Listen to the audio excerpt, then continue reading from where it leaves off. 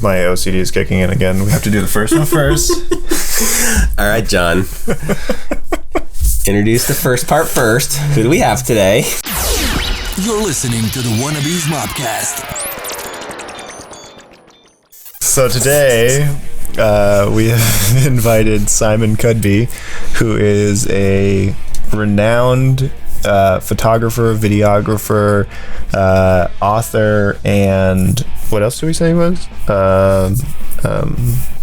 No, that's about it. That's it. Yeah, that's all. That's all. But Simon's been in the sport for a long time, mostly working in Supercross and Motocross, and as I'm sure you'll hear from him, he's just got a wealth of knowledge and has been a big part of the sport and making it what it is today by, his photography and working between all of the major brands and all of the major, athletes in the sport. So it's going to be really interesting to talk to him about, the full gamut of what he does, because it's kind of a side of the industry that you don't think you really think about. Not so much. It's like the original, he's been doing content creation since long before content creators were called that. He's like, and he used to call people photographers, or videographers. Now everybody's an influencer or whatever. But it's right. Like how that all started. Yeah, and he also is, in a sense, an influencer who's got a pretty good Instagram following, and he's got his own business and things going there. So yeah, it's going to be a really interesting conversation. I'm really looking forward to it. Yeah, me too. Should be fun. Yeah, let's dive in. Thanks a ton for joining us, by the way. We really appreciate you taking a few minutes to chat. We're excited to learn something from you. We always I'm a bit jet lagged. I got back from a trip a couple days ago, and where were you? A bit. I went to Greece. Oh, wow. Rise. Yeah. For work or for vacation? For work. Oh, okay. Yeah, we can talk about it if you want when we get to it. Yeah, no, cool. I think that was where we wanted to start, was just kind of, giving you a chance to do an introduction and tell us a bit about, I think most of the people who follow us will probably also follow you. But it's always helpful, I think, for anybody in the future maybe doesn't know who you are to kind of give an introduction and talk a little bit about how you got into and what you're doing. Yeah. Are we starting? Okay. Yeah. Okay, we are. If you're ready. Yeah, no, I'm ready. So, yeah, my name's Simon Cudby. I've been a professional photographer since I can remember. I went to college in England for a few years. That's where I'm from originally, and went to college doing photography as my main thing. And I left England when I was about 18 or 19, and I ended up, of all things, on a cruise ship in the Caribbean as a photographer. So it was kind of a very cheesy job, but getting out of England in the 80s was quite good. And, I was in the Bahamas and the rest of the Caribbean, and it was just beautiful. And I ended up doing that for 5 years.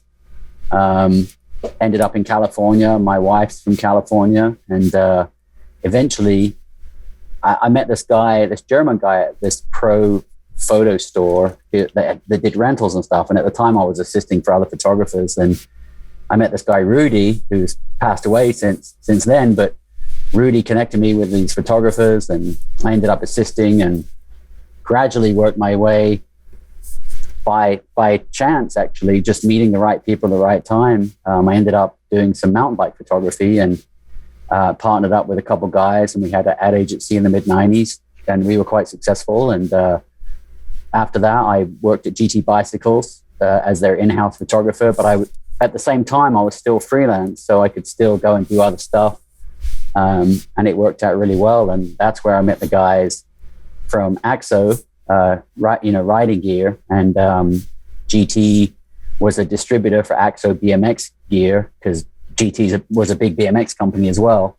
And at that time, the kids riding BMX wanted to look like the motocross guys. So AXO had made gear, it was pretty cool. I met those guys. I went to my first Supercross to shoot in 1996. And, over the years, you just meet certain people at a certain time. And I met the guys from Racer X, Davey Coombs and Eric Johnson, and we became good friends, and I started shooting for them and really didn't look back from there, and as my mountain biking thing was tapering off, because GT got bought and sold a few times in the late 90s and early 2000s, I kind of moved on already to doing more moto stuff, and I kind of haven't looked back, That's a pretty interesting story. I worked for a guy once who did security for cruise ships back in his like college days, and he always talked about it kind of fondly, like it was such I guess like a weird experience. You know, all kinds of crazy things happen, right? Yeah, I mean, I definitely learned a lot, and you know, like I say, you know, I actually was in England a couple of weeks ago visiting my family, and you go up to London, and everything's pretty clean now. But back in the 80s, like Big Ben and Westminster and all that stuff, it was covered in soot, you know, from years of car exhaust and bus exhaust and that. Now everything's super clean and the trains are pretty good, but back then it was pretty beat up. So it was a good place to leave, huh? Yeah, I left. Yeah, that's good to hear. My wife and I are planning a trip to Europe maybe this year. We'll see how it goes. But yeah, we were thinking like doing, you know, the London and that area, or maybe Italy. So we'll see. But yeah, it's good to hear that it's a preferred travel destination. Yeah, it's cleaner now. Yeah. So since the mid '90s, you've been focusing on the moto space, like you said. Is there any particular area? Are you just kind of like photography across the board, or is it more Supercross, motocross, or enduro, or where have you really been focusing more? Yeah, up until about 5 years ago, I was strictly in the trenches at the Supercross and motocross races. I didn't go to every one every year, but I went to a lot. And I think 2009, I went to every round of Supercross and every round of outdoors. So and Monster Cup. So you talk like 30 races a year. And at the end of that year, I'm like, I'm never doing that again. And then I think the end of 2012, I connected with KTM, and I asked them, I was like, hey, do you guys need race photos? And they're like, well, you're going to go to every race, right? I was like, yeah, sure. So all of a sudden I was back going to every race, and I did that for 4 or 5 years in a row. And honestly, you know, I'm in my mid 50s now. So, you know, I'm getting up there a bit, and I was just like, you know what, this is not sustainable. Because as social media picked up and all that stuff picked up, I had so much more stuff on my plate to deal with at the races. And, you know, I was shooting for Racer X, and then I was shooting for KTM, and then I was shooting for 6 or 7 other brands like Renthal and guys like that. And it just became very challenging to keep it going every week. And, you know, fly on a Friday morning, straight to the hotel, straight to the track the next day, work for 4 or 5 hours after the race is finished, and then all day Sunday on the way home. And then about 6 o'clock Sunday night, you put your feet up and have a rum and coke, and you're just like, okay, now I'm cooked. So you're working for a living. Yeah. It takes you till about Tuesday night or Wednesday morning to start feeling normal again, and then you're getting back on the plane again a couple of days later. So plus I was shooting stuff midweek. I was doing a lot of video stuff for Racer X midweek in California, and yeah, I had my a full plate of stuff to get done every week. Wow. How does the mechanics of that whole thing work? Like, I'm curious. I mean, you got to lug some gear with you. I'd imagine your camera gear is not light or small. Really, yeah. You're hauling that around. And then you mentioned shooting for, I guess this is a separate question, but shooting for like different brands. So I'm envisioning like lots of stuff happens really fast during a race, and maybe there's like, you never know when something's going to go down, right? And so how do you figure out like what to shoot and for who and when, and how do you capture the whole race, you know? Yeah, we just kind of shoot everything, you know, like there's certain people, you know, after a couple rounds in a season, for example, you start going, okay, I know I got to get these KTM guys. I got to get these Honda guys. I got to get, oh, that guy's a Renthal guy. Oh, you know, this guy Alpine Stars or whatever, you know. So you're targeting certain riders that you know are running the gear you want or whatever. Yeah, but at the same time, trying to cover the overall race for Racer X. So, you know, I'm getting sort of behind the scenes stuff and stadium shots and all this other stuff. And you just come back with like a huge batch of photos that you've processed. But, you know, as the deadlines became shorter and shorter, you know, I was working really hard after each race. You know, if Supercross finishes at 10, you know, get out of the stadium at midnight and then go to the airport the next morning at 4:30 in the morning after you just worked 18 hours a day before. You just that's hard. People go, oh, it'd be cool, go to Supercross. But if you want to do it seriously and you want to make a living doing it, you have to have multiple clients, and then you just, you know, the workload just increases. Right. So you go ahead. I'm sorry. Yeah, I was just I'm sure we're gonna ask the same question anyway. I mean, it sounds like you're basically running your own business. Then you're not working for any one of the particular brands. You're working between all the brands and maybe using the same photos. Like this person's a KTM rider, but also running Renthal bars, and so you can kind of mix and match that way. And then the way financially the way it was set up is that a Renthal, for example, they're not paying travel expenses or anything. They're for a certain flat rate throughout the year, they're going to have access to photos. So, every once in a while, I get a phone call like, hey, we want to use this photo in an ad or the brochure or the cover of our brochure. Can you take it off your website so nobody else uses it? That kind of thing. But that's few and far between. And, nobody was really paying for exclusive stuff. The only exclusive deal I really had was with Racer X for magazine coverage. Those guys have really helped me a ton. I mean, I can't say enough good things about Davey Coombs, Eric Johnson, and the guys at Racer X, the rest of the guys there. And without them, I wouldn't be doing what I'm doing. And, I still shoot for those guys, even though I don't go to all the races anymore. And, it's been a really great relationship. So more recently, I noticed just looking at your Instagram page, like you said, kind of up until the last 5 years, you focused mostly on Supercross and motocross, but now I see you're doing more adventure style riding. You obviously just came back from Europe. Like, can you talk a little bit about what you've been doing more recently? Yeah. So the end of 2016, I just about had enough of races. I mean, I still had these accounts, and I had connected with this other photographer, Rich Shepard, who's a great guy. And, we kind of struck a deal where Rich would go to most of the races. I'd go to some of them with him, but I was just like, man, I'm done. I just can't do it anymore. And, as I say, at the time I would have just turned 50. And when you get to 50, you start looking at your own mortality and going, what am I going to do with the rest of my life? So I've always, I've traveled a lot, but I've never seen many places going to the races because, like I say, you're on the plane, hotel, stadium, and then reverse order, and then you get home. You don't actually get to go and see these cities that we go to unless you go a few days early, and didn't have time for that, So I got to a point where I'm like, hey, I want to go ride, I want to travel, and I started another magazine in 2016. I'm not doing stuff with those guys anymore, but it's been really good for me. Like, I just got back from a trip to Greece to shoot for various adventure clients. So what I did in the moto industry, I've kind of done it now in this adventure dual sport area. So, we shoot stuff for Alpine Stars because they want to start growing their adventure bike line, Giant Loop luggage, Shinko tires, Trail Tech, Maxima, a few brands that when you do it all together, you're like, okay, this could work. So, and at the same time I get to ride, and, we're always shooting though. I mean, it's not like we ride and we're just like, oh, this is great. It's like, we're always looking for the next shot, and we're shooting video as well. And we shoot drone stuff. So, like the trip to Greece was a great time, but we're on our bikes for 10 hours a day and at least, and just shooting and trying to create content for these brands.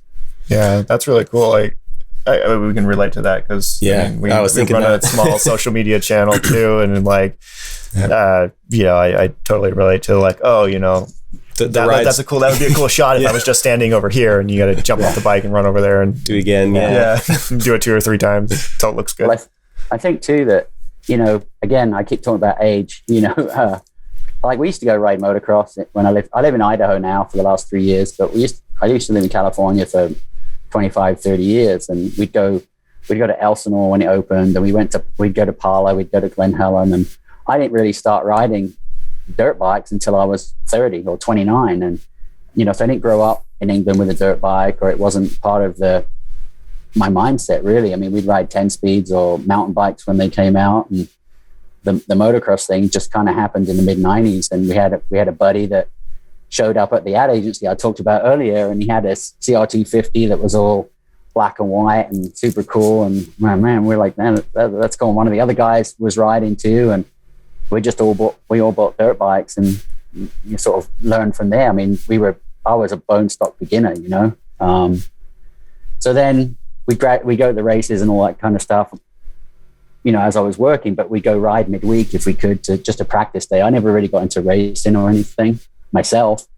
So I wasn't really, you know, I'm just average guy. I like to go to the track and ride around. But now, as I've got older, you know, you leave the track going, man, I've wanted to jump that double and I didn't do it. So you just like don't feel very good, you know? So I started riding more trail riding stuff. And as I talk to more people, guys are in the same boat as me. They're like, yeah, I don't really want to go to the track anymore. The jumps are bigger. Everyone's faster. I'm older.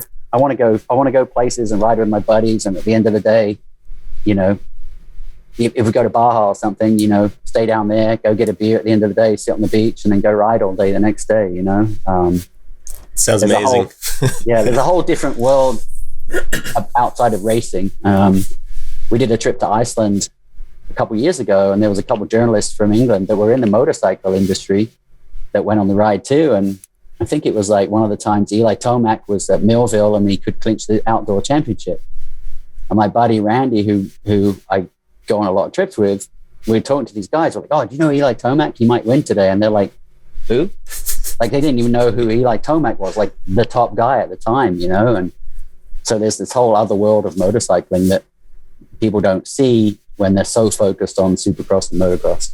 Yeah, no, that's so true. I think our audience, and you know, one of the reasons I want to talk to you is you know, our audience is almost exclusively enduro, hard enduro, some enduro cross people. So it's always amazed me how the industry is kind of so isolated. Like we all ride dirt bikes, but the Supercross, motocross guys are in a completely different world than the enduro guys. Like different cultures, different mentality, I guess. I think your experience of jumping in kind of like later in life, like you were saying, like I didn't start riding till I was in my 30s. I rode street bikes for a while, commuted, nothing serious. But you know, I started riding enduro in my 30s and probably mid 30s. And I think it's like, when I look around the sport, like that's what I see. And I don't think younger guys, like they probably more excited to do motocross or something that feels more exciting, but I don't think they want to work as hard as enduro requires, you know, carry your bike up the trails.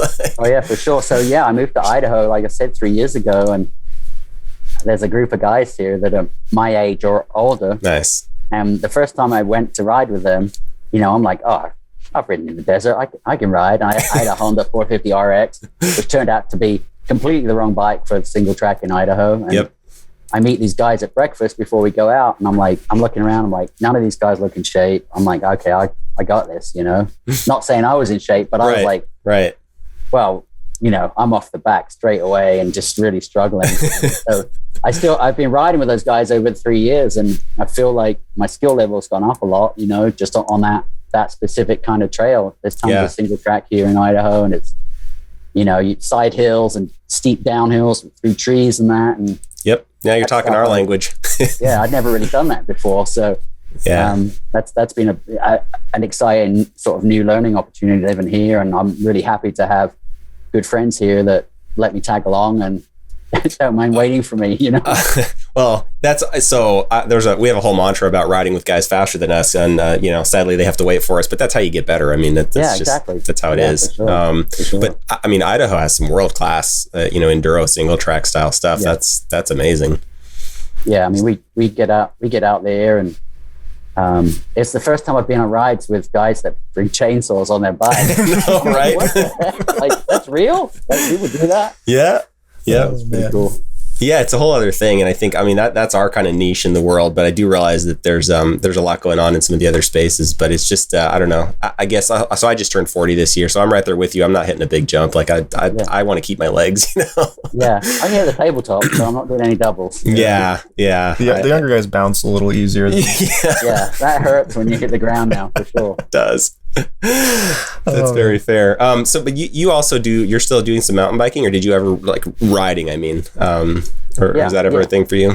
Yeah, for sure. I mean, I was really into it in the 90s and 2000s, and you know, one of the good things about moving to Idaho is the enduro single track stuff. One of the bad things is the weather in the winter. So it's not good. So you want to go ride your mountain bike, but you know, and then through the snow, right? Freezing out, and you're like, oh man, this is a big effort. Whereas in California, it's like, oh, I'm just going to go for a ride, you know? Yep.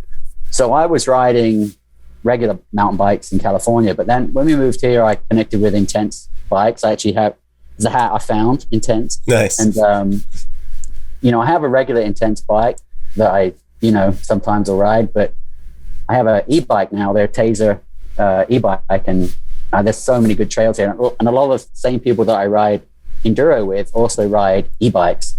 So yep.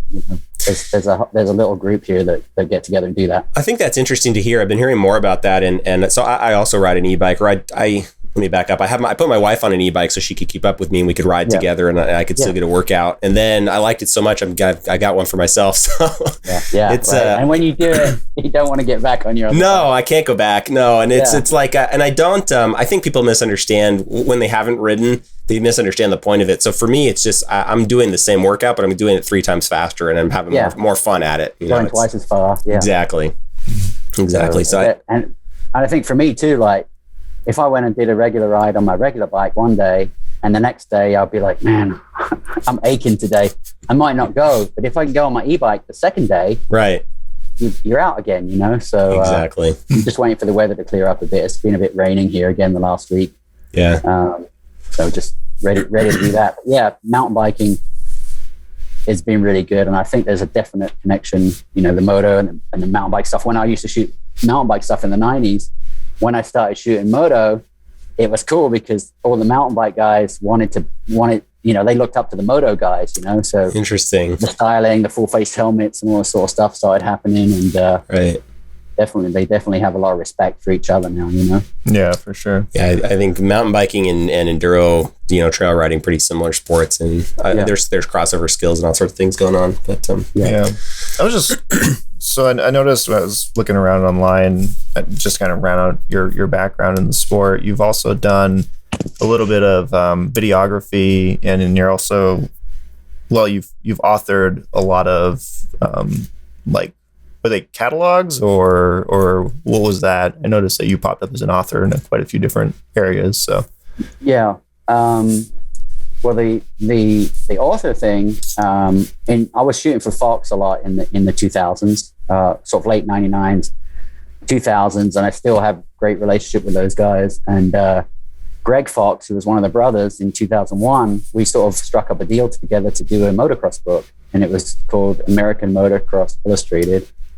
And the concept was this hardcover book with, just race photos. And there wasn't really there was captions and that, but it wasn't like a story about racing. It was like, if you got this book, you kind of already knew about racing, and it was just a sort of a pictorial book. And they sold them in motorcycle dealers, and I didn't make any money on it because I was just going to ask. It doesn't. Yeah, people go, "Oh, that's cool. You got a book." You know who Chuck Miller is? He was the Honda team manager in the early 2000s. Sounds familiar, but yeah, he's been around a while. And I can remember my book came out, and then I saw him at Anaheim, the first round race of the season, and it was like Saturday morning, nobody around. And we walked through the parking lot, and I saw him, and he's like, "Oh man, I got that book. It's so cool. I can show my neighbors now, and my friends what I do for a living." Nice. And I thought that was really cool, but. Yeah, I mean, I didn't make any money. I'd spent most of the money. I had to fly to Hong Kong because they did a press check there, and and then we had a graphic designer, Dave Langren, from Racer X, who's a good friend of mine, and we paid Dave to lay it out. So all of a sudden, there's no money left over. But at the time, it was like a really good self-promotion piece, I would say. And then we did another one the next year as well. Was that like? You said early 2000s, so that's like pre social media or before social media took off anyway, right? Like, yeah, and I was shooting film as well, so all the stuff was shot on slide film, and that's interesting. A lot more challenging than digital. Probably more expensive too, maybe. Yeah, well, the cameras themselves weren't as expensive. Like a really good Canon film body was like $1,500, and when you got a new one, you're like, oh man, it's $1,500. Whereas my first digital camera I got in the end of 2003 was $8,000 for the body. Yeah, and it's cheap, right? Yeah, but you've got no film and processing anymore, which is nice. But so all the cost is up front. Yeah. But so this concept of like, I guess before social media, this idea of like putting out a book was almost like launching a Facebook profile or something, right? Like maybe you didn't make money on it directly, but it got you out there somehow, something you could point at. Yeah, for sure. I mean, back in the day, we'll call it, photographers to promote themselves would have to do self-promotion. So whether you got like a little flyer made and you mailed it out to your mailing list that you had, or interesting, you did something like that. And, having a book by the guys at Fox was a huge deal for me. And, Like I said, I did it a couple of years, and I did one with Jeff Surwell, No Fear, probably in 2004, maybe 2003, and that was a great project. And then a couple of things here and there. You get a publisher hit you up like, hey, we're doing a story on Supercross. Do you have any photos? And I did a couple of things with Racer X as well that we sort of collaborated on. Yeah, and then the video side of it that you asked about earlier. I think it was 2006. I'd gone with Davey Coombs, and I was like, we should start doing more video stuff because it was starting to take off, and YouTube was just starting. And so 2006, I go to the practice. Outdoor Nationals, they used to have a practice on Saturday and the race was on Sunday. So we'd shoot the practice with a video, and then I'd have to go try and edit it and get it done. And we're talking, 15 years ago. The computers were not that fast, and it was like it was a big process. Good luck, right? Yeah, you had to encode it. So I remember at Hangtown, I got back to the hotel with Davey and Eric Johnson on Saturday afternoon about 4:00. I'm like, okay, I'm going to edit this video.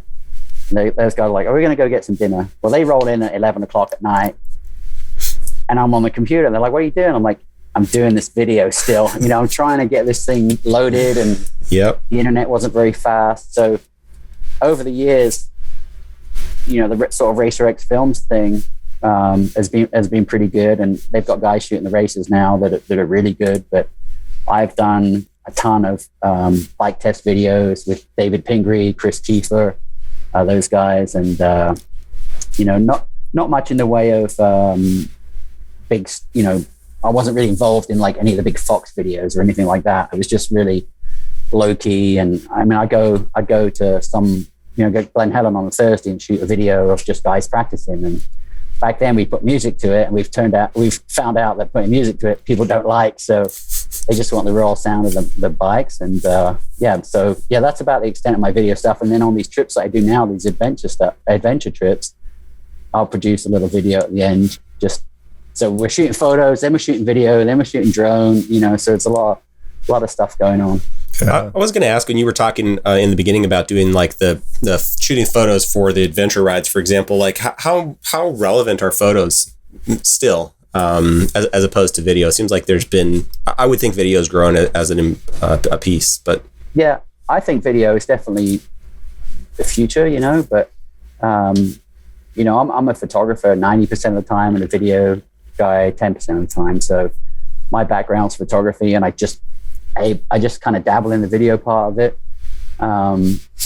With social media and that kind of stuff sort of really ramping up 2012, 2013, I jumped on Instagram straight away and was able to grow an audience pretty fast. And now it's like, as you know, trying to grow your Instagram page these days is impossible. It just doesn't work anymore for some reason. So it's been a struggle. We've gone back and forth. We've hated it and we've loved it, and it's just it depends how many people you're adding on a daily basis. Yeah, well, when I started doing these trips, I have this thing called Off-Road Underground, which is just a website where I just post all this stuff that I shoot for these clients. So there'll be a photo gallery or a video, whatever.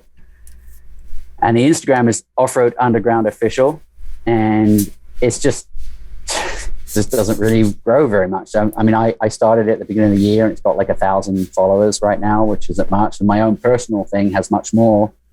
But as I post stuff on the personal thing, you can now sort of link them together, which is really good. But it still doesn't seem to grow very much. And I'll post an adventure bike photo of some, beautiful scenery with a rider doing something cool, and doesn't get a ton of hits. And then I'll post a Throwback Thursday Ricky Carmichael photo, and it'll get 3,500 likes, So we've noticed some of that too. I think, we do some cool thing on the bike and everyone's like, whatever, and then you're like filling gas into the bike that you had to disassemble on the side of the trail, and it's got 250,000 likes or whatever. Yeah. It's just like, what the heck? And it's, my buddy Jay Clark at Dirt Bike TV. Yep, we know him. He's really cracked it, and he just shoots photos. Oh man, has he? With his phone, and I'm like, how? I'm trying to do this like super high quality stuff, and just doesn't matter. It seems like, it does sometimes. Yeah. The curation is almost, it's just so random. You just throw stuff at it and see what happens. Yeah, exactly.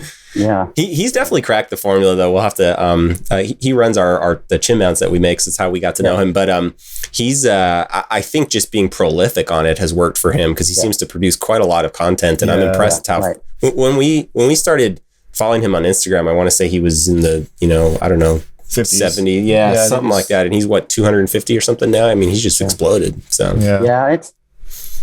there's definitely ways around some of this stuff. I mean, I was just on Instagram before this Zoom meeting, and I was looking at, and there was not Jay, but there was some guy I'd never heard of before, and he had just a kind of a generic adventure bike photo of his bike, and he's sitting there, and he had like 2,800 likes or something. And I'm like, oh, okay. And I'm like, I wonder how many followers he's got. And I went on, and he had 2,600 followers. I'm like, that doesn't add up.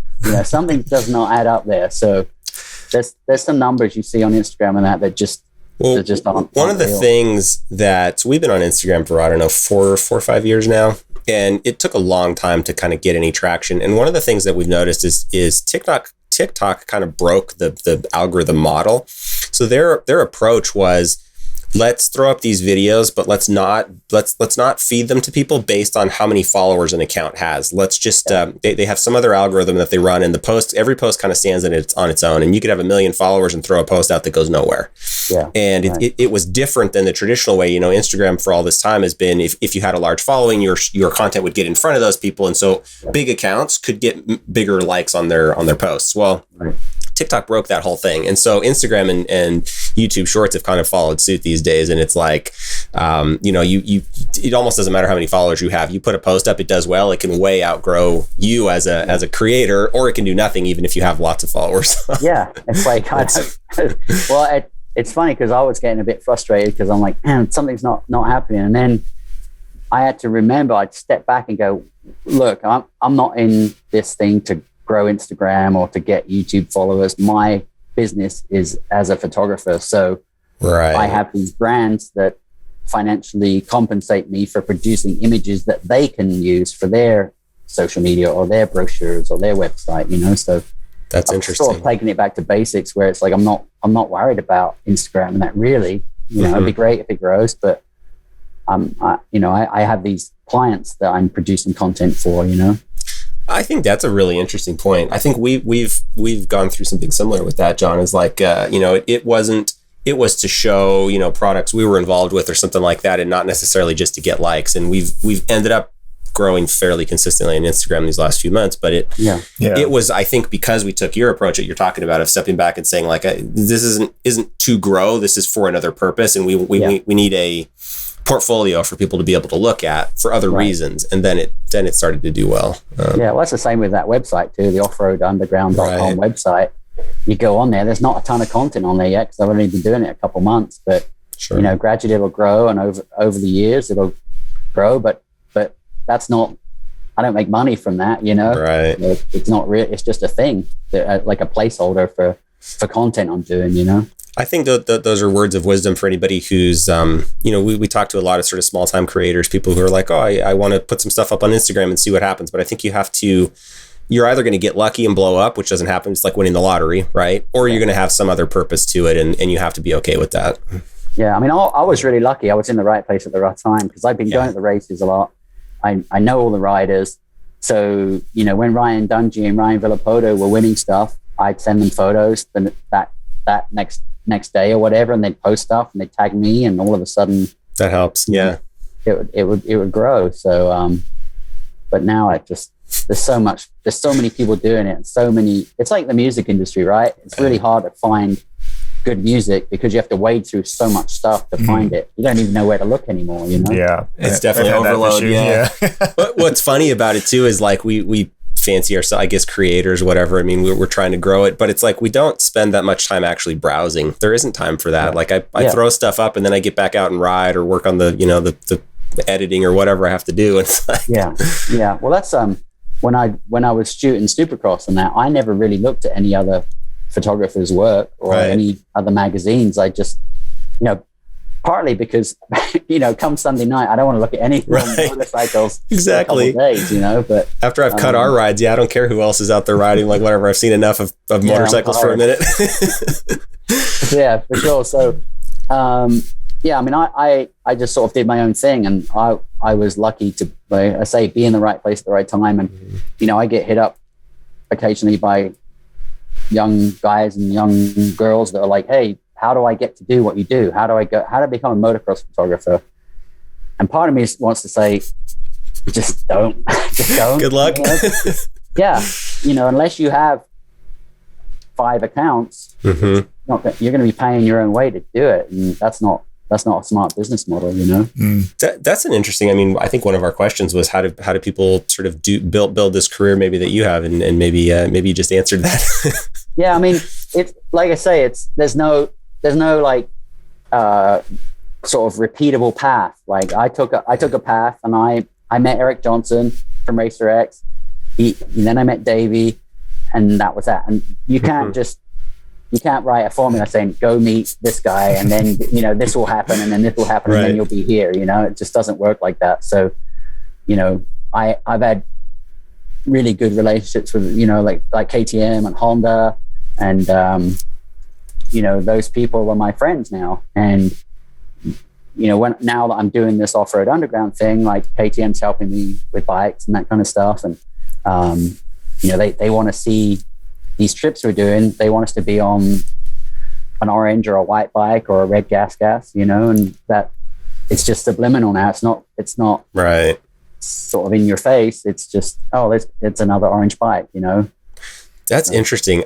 We were talking pre-show kind of about who does marketing in the space, and you notice, I think like Red Bull and Monster, in a sense, feel like they like own the sport, right? And you would think it would be KTM or some of these manufacturers that should own it, just because that's what you're on. And I was curious how they're approaching that, and like what you've seen.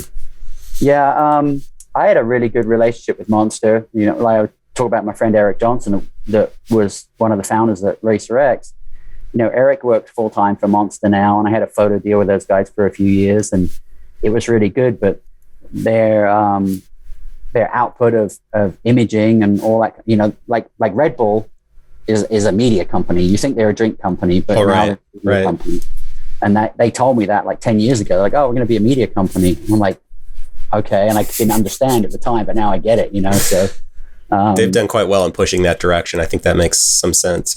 Yeah. And like my KTM deal, we'll call it,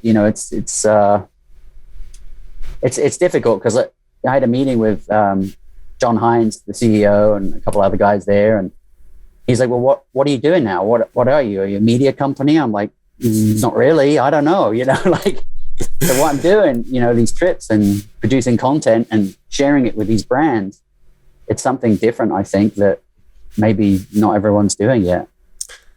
It feels like they should be, though. I think like that. I've always.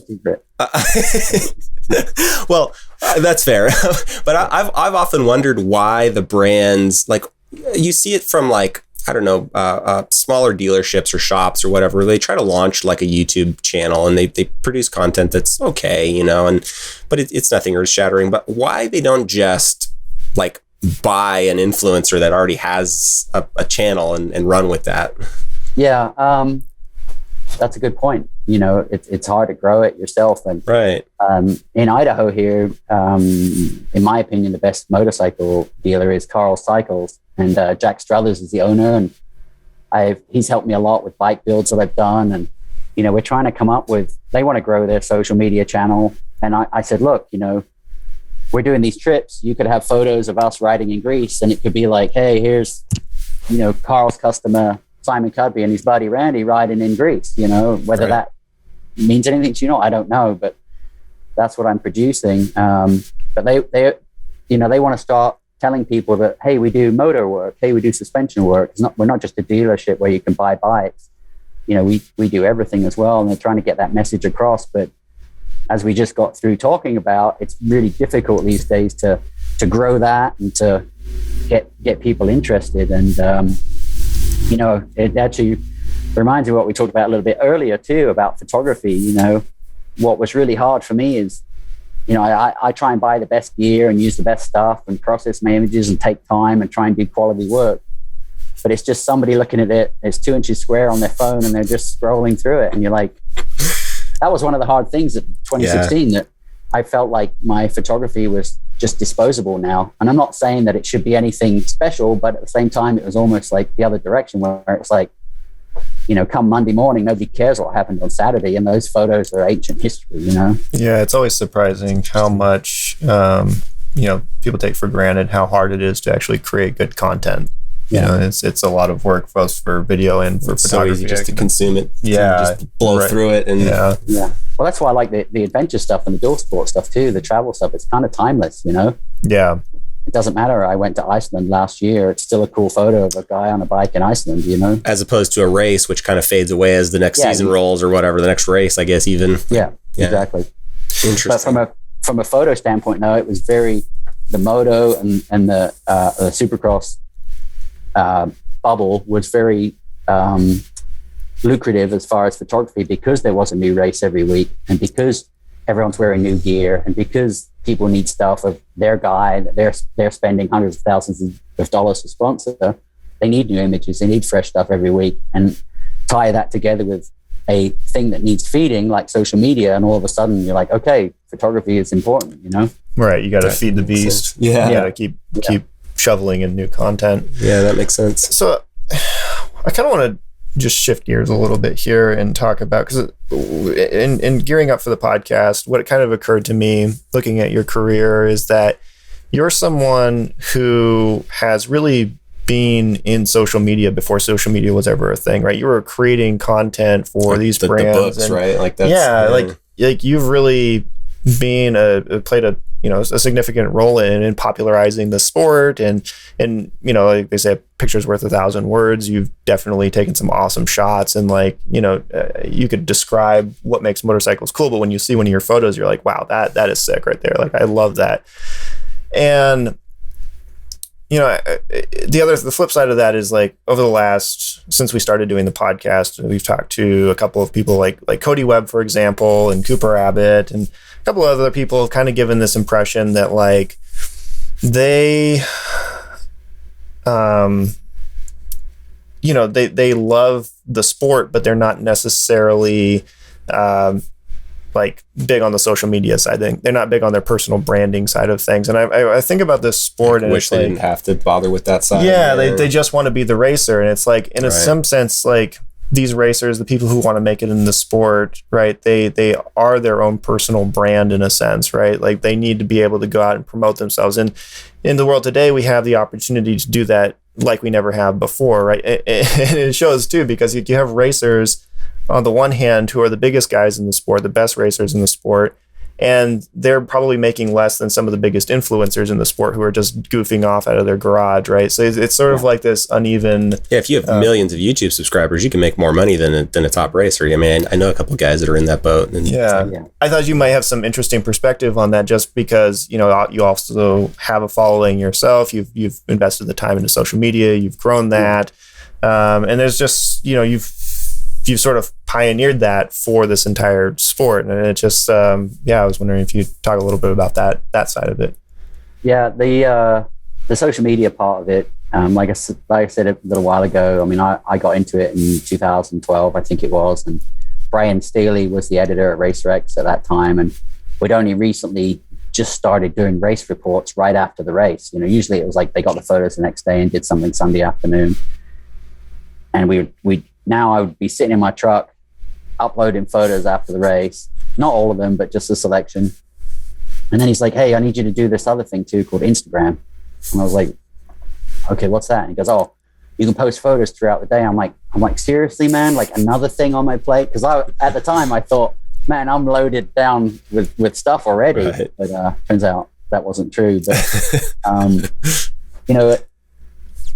the social media thing's a big deal. I mean, you look at Justin Barsha, and he's a good friend of mine, and I've done tons of photo shoots with him, and we always have a good laugh, and it's always fun. And then I see his Bam Bam TV thing going, and I'm like, this is awesome.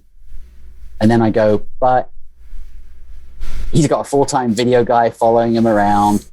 I think it's really smart on his behalf to do that, because it makes him more valuable to these brands like Troy Lee Designs. They love that he does this stuff, because I don't think it costs them anything. And it makes, Justin's got all their stuff on all the time, not just riding around on the track. And I think, if you look at Supercross, it's more of a family event than outdoor motocross, for example. So, you've got a family and their kids sitting in the stand, and for you to hope that they can see that he's flying by wearing Troy Lee stuff, you can't really. Trying to feed the kids a hot dog or something anyway. Yeah, if he's on the big screen, you can see it, but you can't tell what the gear looks like. So now that he has his own other thing going, this Bam TV or Bam TV, I can't remember, but I think it's pretty cool. But the pressure to do that kind of stuff, I think these racers are probably in the same boat I was in 2012, where it's like, oh man, I got to do this as well. I'm already busting my butt to do this other stuff, So I don't really know where it's going to all end up. And as we said earlier, it's becoming so sort of overdone now and diluted, and you can't really see stuff because well, you have to follow trends too. I think that's the biggest thing that TikTok has really brought to the social media world, is that at least on Instagram, we noticed that using certain sound clips in addition to our videos was part of the algorithm's decision to promote our video or not. And if you got the right trending audio with a good clip at the right time and post the right time of day. You could catch it. There's a whole science behind there, and then there's just people who are influencers on social media who also ride dirt bikes, who are just killing it. Like, I mean, I guess Jay is more than just like a social media influencer. Like, he also works on bikes and does quite a bit of stuff, but he's really making a name for himself in the industry, and figuring out how to do that.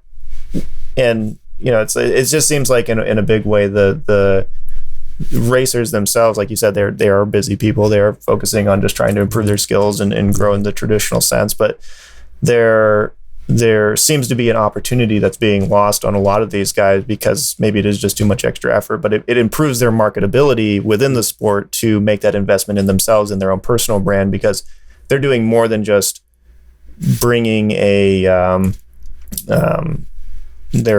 it's more than just winning, right? Like, they're going to bring some fans to the win. Right. They're bringing 1 million followers plus their performance, which is a huge market piece. I mean, if you think about a guy like Dean Wilson, and Dean's had a fantastic career. He's hurt pretty bad right now, but he's had a fantastic career. And his 250 career, he was winning a lot of stuff, but in the 450s, he struggled a lot more. So, Dean's with respect, he's an amazing rider, but he's a 5th to 10th place guy now. And the fact that he does this extra stuff, all of a sudden you're like, wow, he's still Dean Wilson. If you were to just look at the results and nobody was doing social media, you'd be like, okay, he's 7th this weekend or 8th.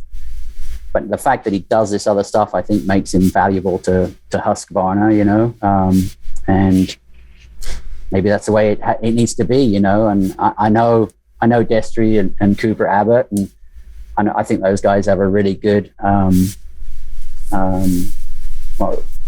image, but it's just hard to. Every day you got to film everything you're doing. That's like when we go on our rides. We're like, okay, we got to record this too, and right. Trying to ride, but now I'm looking. 50% of my brain's looking around, looking for photos, and the other half's trying to ride the bike. So. It's funny when we first started shooting for or putting stuff on social media, we kind of promised each other that we weren't ever going to ride for Instagram. It was going to be, we were going to ride first, and if we happen to catch stuff for Instagram, so be it. And I think these days we go out and we're like, wait, got to do that again for Instagram. It's totally different, exactly.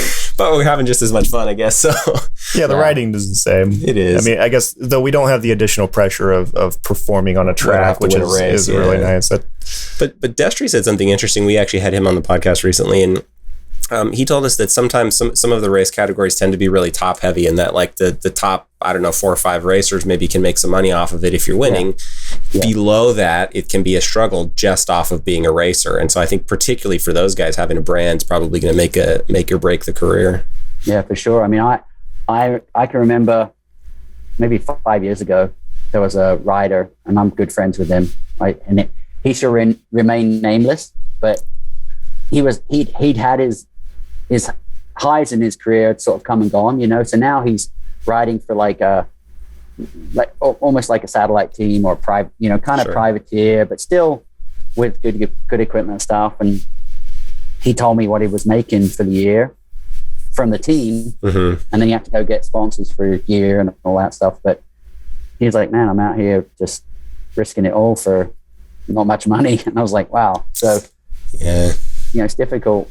You know, there's that top tier of guys that really make large amounts of money, but that, like you say, it's difficult. Yeah, I think there's like a generational shift in the sport right now with like we had I think the second person we had on our podcast was Anthony Johnson, right? He lives up there in Idaho too, and you know, he's a kind of an up and coming name in the sport, but like his focus, he kind of started with social media and he's been growing pretty good there, and you know, he's also trying to make it in the sport. But I think like that's what you're going to have to see more and more of to try to level the playing field between the top 5 guys and everybody else in the sport to try to like.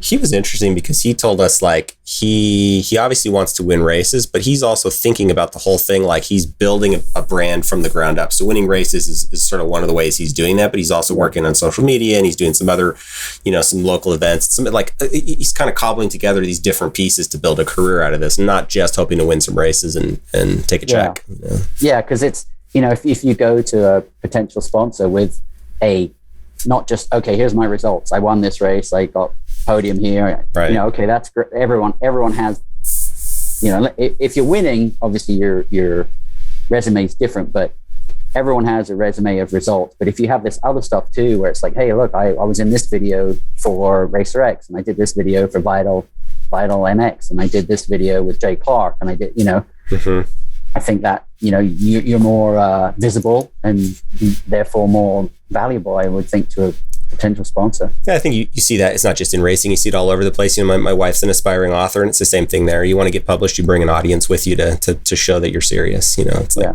right. In the music industry, you don't show up at the label and, you know, peddles your CD at the doorstep. You go and you take you show them like, hey, I've got these followers on Instagram or on YouTube and YouTube views or something. Yeah, it's interesting. Like I have a following. I'm bringing a following to the table, and that's really valuable, I think. Yeah, that's super interesting. I guess we're out of time, kind of. Yeah, already. I mean, we're all wrapping up. There's so much to talk about. John and I could go forever, but I know you said you were jet lagged and probably would appreciate cutting. So I'm good. I'm actually curious to hear about the trip you just took, though. That might be a good place to end out. And how was Greece? Yeah. So our trip to Greece was amazing. It's the 4th trip we've done this year. So the first January we went to Moab, February Baja, March we went to Costa Rica. And awesome. This is all adventure riding? Adventure, yeah. Well, Moab was more, I guess, we had adventure bikes there, but I've sort of gone away from the big adventure bikes. Now I have a Husky 701 with like a rally tower on it. And I'm kind of finding that's like the ultimate sort of mini adventure bike for me, you know, because I'm riding and carrying gear and all this stuff too, and you know, it's hard to park a 890 or a 1290, you know, and then get off and then get your stuff out. And I can zip around much easier on the 701. But anyway, the Greece trip, we hooked up with these guys. It's called mythicalroutes.com, and they have, I mean, you think, okay, Greece is beaches and okay, sort of a bit deserty, right? Well, we went up into the mountains, and it was literally like riding in Colorado or Idaho, you know. Nice. Super cool, snow covered mountains, and then did that for a couple of days. Went back to Athens. Then we got on a ferry across to this other part of the country, on a peninsula, and that was more sort of beachy. And but the area was really cool. It wasn't very touristy, which was nice. Weather was good, and it's just a long way. I mean, it took me 26 hours to get home on Wednesday, and you know, I'm just I think I was awake last night from like 1 a.m. to 4 a.m., you know, just like. So you're tired. Yeah. Yeah. So, but I mean, I enjoy it, but travel is very difficult. Do you take a bike with you? Or? No, we connected with, the Mythical Routes guys. They had a couple 690s that we rode, KTM 690s, which was nice. Nice. But the trips we do here, so Moab and then Baja, and then we're going to Arizona next month. We'll take our own bikes, and we own some bikes, but we're probably going to pick some stuff up from KTM in the next few weeks, a 1290 and a Husky Norden 901. Yep. And that's another thing, they see, these companies see their bikes in magazine tests and all that kind of stuff, but what we've got going is that these bikes are going to show up in all this other channels, the Giant Loop social media, or Alpine Stars or Maxima or whatever, so that's an interesting point. Kind of shows those bikes up in these different places. Yeah, we know a guy that did something kind of like that for Royal Enfield, where they hooked him up, and he took, I guess he led the trip, but it was sponsored, and they took a bunch of guys up to Alaska and did some really cool, just sort of amateur photography. I don't think any of them are professionals. But I think Royal Enfield, they send a photographer to go on the trip with them, and it was just sort of this. But it was cool content. I would have loved to have gone. Yeah. Well, sure. we rode Royal Enfields. They have that Himalayan, which is a sort of adventure bike. Yep. We actually went to the Himalayas on Himalayan. Nice. So it was really cool. 2018, I went with my buddy Chris from England, and I mean, what a life-changing experience in a lot of ways. Himalayas was amazing, but New Delhi was shockingly hot and trafficky, and it was just it wasn't good. But anyway, so you're carrying your camera gear, like how do you keep stuff charged and avoid, I don't know, losing the memory card or whatever? Like it seems like a lot of logistics. Well, the Greece trip, because I'm going a long way, right, and I have to come back with the images. So now I can't just take one camera and a couple lenses. I have to take two cameras, 3 or 4 lenses. Right. I have a drone with batteries. I have a GoPro with batteries, so I'm carrying all that stuff. And, I've learned over the years, you don't want to mount that in a Pelican case, for example, on the back of your bike, because it just vibrates the heck out of it and stuff doesn't work anymore. So I'm carrying it all in a backpack. But if I do a ride local here in Idaho or something, I'll have like a belt with a holster pack that I can slide a camera into and just carry that, because I like to wear like an OGO vest, the riding vest. I wear one of those, but when I have the backpack on, I can't wear that because it's too many layers. And so then I have to, when I'm carrying a backpack, then I have to figure out how I'm going to carry water. So I've got to figure that out. So there's a lot of moving parts that go into one of these trips. It sounds like it. I have to come back with the images. There's a lot of people, a lot of companies that are waiting. I can't come back and go, it didn't really work out. I get you. So it has to work. Or it has to be a success in terms of capturing. Yeah. Interesting. I mean, it sounds like a struggle, but also kind of fun. I mean, I don't know. Sometimes the logistics can be interesting if you get it right. Yeah. Well, I have to say, like this year, without getting like philosophical or whatever, this year was the first year in my life where I've gone, I'm really, I've got the job I always wanted now.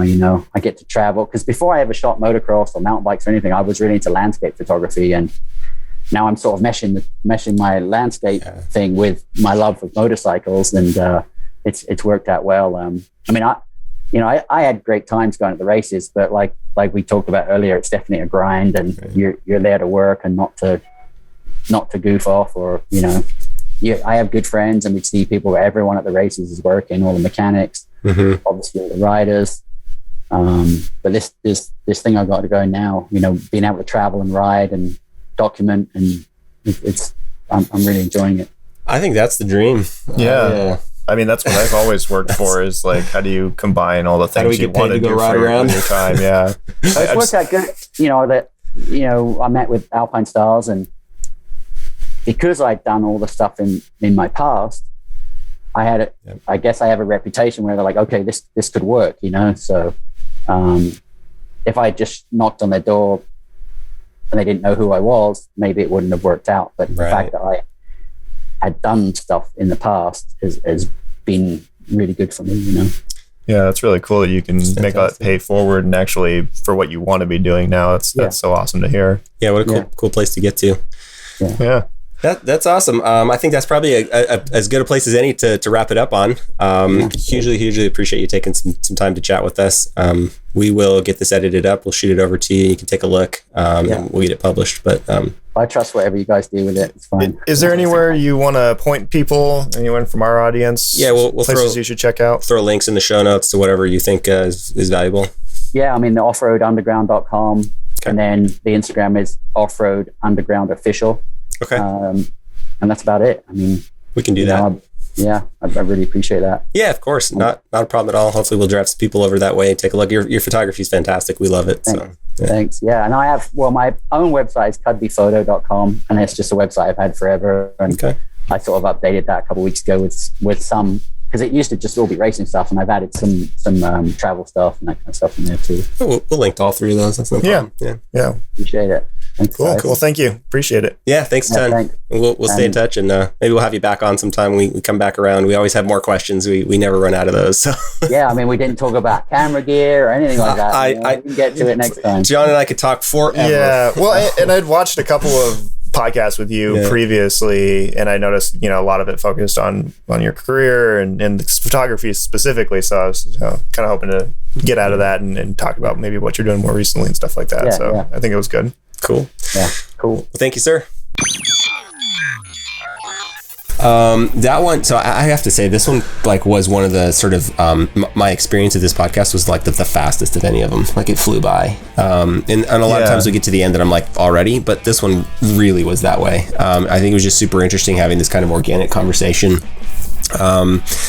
Didn't necessarily go all the places I expected it would. It was really interesting to me sort of right off the bat that Simon's, I think, done fairly well on social media objectively, from the outside. But he expressed obviously some frustration. And I think, you and I have talked both on this podcast and in some of the YouTube videos that we do about our sort of up and down journey with social media, and it's been great and it's been terrible and it's been nothing in between. Yeah, I mean, it seems like a moving target, right? 100%. You don't. Yeah, what works for you one day, the algorithm may switch and all of a sudden doesn't work for you anymore, and you got to figure out what the new feature is that they want you to use in order to keep up, or whatever it may be. What he was saying, social media, it's so hard to grow on it anymore. We're looking at that from a perspective of, well, we're suddenly growing. we just grew by 2/3 of our total audience, or 4x our total audience over what we had, basically 3 or 4 months ago. So it's been really good for us recently, but I get it. But he's right that you got to hit a stride. Yeah, and it obviously doesn't last because we've had really good growth streaks that ended abruptly for no good reason. Yeah, and we just happen to be in another one right now, which is great, but it's not going to last. Yeah, we know it'll end. You gotta make hay with the sunshines, I guess. Yeah, and that's, I don't know, it's interesting because that's social media for you, but you know what I was also thinking, because Simon's done this. He talked about his career before social media was social media, publishing books and doing just straight photography, and it struck me that stuff really wasn't that different. He talked about how he got into the photography industry being an unmappable journey. There was no way he couldn't tell you here's the formula for how you become a moto photographer. It just sort of happened to him through random encounters. And I think that in that respect, social media is no different. It's going to happen to you or it's not. One of the things he did say though that I thought was interesting in terms of the closest you can come to a process is this idea that whatever you're doing, whether it's moto photography as a photographer or it's social media for social media's sake, or you want to be an influencer or you want to get brand deals or whatever your purpose is, if you come at social media from a perspective that it's like a portfolio and you're going to put up content that's going to show what you can do, and then you've got to go hustle, you're on your own, and make something happen. Social media is not going to hustle for you, and I don't think, it sounded like Simon's photography didn't hustle for itself before there was social media. It's always been, you had to bring an energy to your career, and if you're selling a product or a service or whatever it is that you do, you've got to do that thing, and social media is going to support you along the way. But if you think social media is going to be your game, you're putting all your eggs in one basket. It's like playing the lotto. Yeah, some people win that game, probably not going to be you. No, that's a good point. I have such a mixed kind of feelings about social media, and while it's good, it's great, but when it's not, it's just like frustrating because you don't know what you're doing wrong, and if you knew what you were doing wrong, you wouldn't be having the problems in the first place. And but it's interesting to hear his perspective on it as somebody who's been in the sport and doing it for so long, and just being kind of the original kind of social influencer of the sport. I don't know how else to put it. Like he was publishing a book. That was Facebook before Facebook. I mean, that's how you got your brand out there in front of people. 100%. Yeah. So it's just, I really enjoyed talking to him. I think that there's probably so much more. I'm excited to see where his new journey is going. And this adventure riding thing sounds like a ton of fun. Yeah, I've always kind of liked the idea of adventure riding. I'm just waiting to get a little bit older to do it, because I still bounce a little bit easier. So. For the moment. Yeah. No, but the idea of, I mean, what did he say at the end? Like, he's finally doing the thing that he really enjoys while getting paid to do it, right? Yeah. I mean, it was always kind of a hustle before that and whatever, but like, I think that's why we're sitting on this podcast. It's probably why you're listening to it. It's like, how do I get deeper into this sport and ultimately make a living from it? Yeah. Speaking of, how do we make a living from you? So, we manufacture a line of mounts. These are our. This is one I just finished, actually, but they're helmet specific. This one looks great, by the way. It's cool looking helmet too. Yeah, I never heard of these helmets before I started looking at the. These are searches that bank robber helmets. Yeah, right. Yeah, you don't have to. You could. Yeah, there's like always that movie, right, where the guy on the motorcycle doesn't take off his helmet. Yeah, he's like running away. Yeah, and it's got like the black. This is like the ultimate in that, because I can only see it's like a ninja. It's the ninja helmet, and that's just. And for ninja helmets, you need to run a chin mount. And yeah, you do. Fortunately, make one. What even helmet is this? It's the 509 Tactical 2.0. I think they're more snowmobile oriented. I don't know. I'd never heard of them. Yeah. So, but yeah, they're popular. But this came to us through a request, right? No, so this came up because I was looking at the list of helmets on our website that like searches that didn't return a result. Right. And a bunch of people were searching for these 509 helmets. See, we're paying attention. Yeah, we really are. Yeah. We're working through the full list of off-road, snowmobile, MX, ADV, mountain bike helmets. So mostly the off-road space, but we're working through all those helmets to try to make helmet-specific chin mounts for all of the different ones. And more recently, one of the cool changes that we made was that these mounts are more rubberized, so like they're impact resistant and they're impact proof. Yeah, like. I mean, I want to slam this thing down on the table, but it's not my helmet, so I'm gonna leave it alone.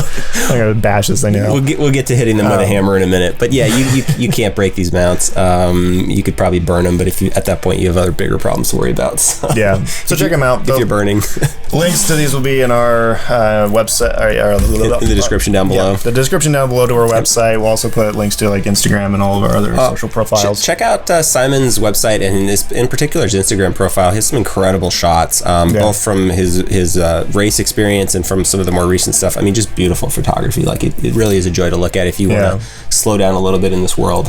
What he really should do is contract with like Google, like the like these pictures. Right. Be like, you can buy Frame them all, buy them from Google, and he makes a commission, and you just like you can print his photos and hang them up on your wall. That's what he. That's where all these came from, right? It's not really us, right?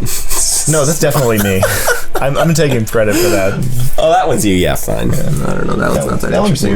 We'll get some better ones up there. I feel like we could do better these days. It's been a while. Anyways, we digress. Subscribe, like, follow Simon, follow us on Instagram. Come back next time. Peace. Namaste.